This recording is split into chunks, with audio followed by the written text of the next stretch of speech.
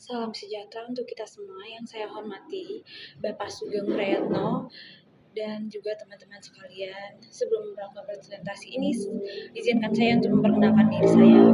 Perkenalkan, nama saya Maria Agina dari Prodi Manajemen kelas C. Dan saya mengambil topik dari pertemuan pertama, yaitu hukum bisnis di Indonesia.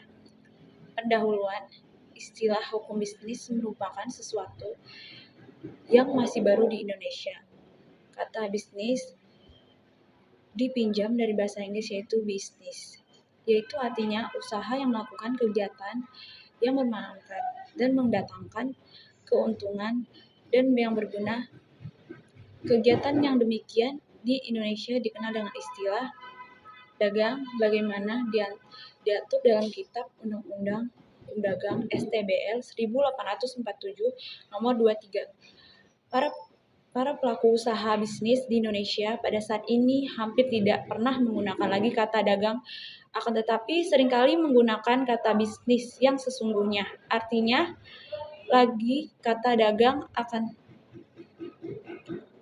tetapi sering menggunakan kata bisnis yang sesungguhnya, artinya lebih luas meliputi investasi, produksi, pemasaran, pembiayaan, kekayaan intelektual, menggunakan istilah hukum bisnis. Karena ketentuan-ketentuan yang diatur dalam Kitab Undang-Undang Dagang sudah tidak dapat mengikuti pembangunan saat diperlakukan esensi dan eksistensinya. Hukum bisnis atau business law dalam bahasa Inggris merupakan keseluruhan dari peraturan-peraturan privat. Hukum privat merupakan peraturan hukum yang mengatur tentang hubungan antara individu dan memenuhi keperluan hidupnya. Yang termasuk hukum privat adalah hukum perdata dan hukum dagang. Dalam perkembangannya saat ini, istilah hukum dagang sudah tidak banyak digunakan lagi, dan sebagai penggantinya banyak digunakan istilah hukum bisnis yang sesungguhnya mempunyai arti yang lebih luas yang tidak hanya mencakup hukum privat, akan tetapi juga mencakup hukum publik. Ada berbagai hal yang membuktikan bahwa hukum bisnis juga termasuk dalam golongan hukum publik. Adalah antara lain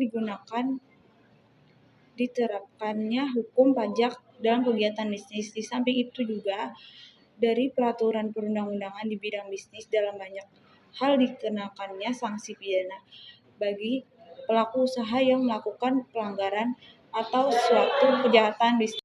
Penulis berpendapat bahwa hukum bisnis masuk dalam golongan hukum tersendiri yang mencakup hukum publik dan hukum privat.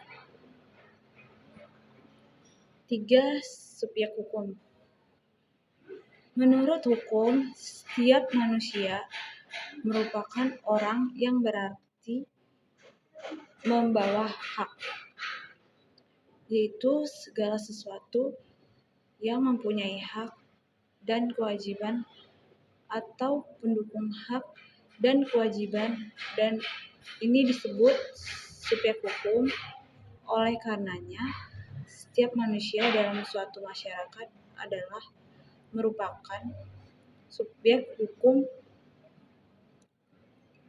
naturalized person sebagai konsekuensi dari pendapat bahwa setiap manusia merupakan orang, maka ini berarti bahwa tidak dikenal perbedaan berdasarkan agama, jenis kelamin, suku, ras, warga negara, dan secara sosial. Kaya atau miskin, semuanya adalah orang yang merupakan subjek hukum. Subjek hukum terdiri dari manusia, naturalized person, badan hukum, res person.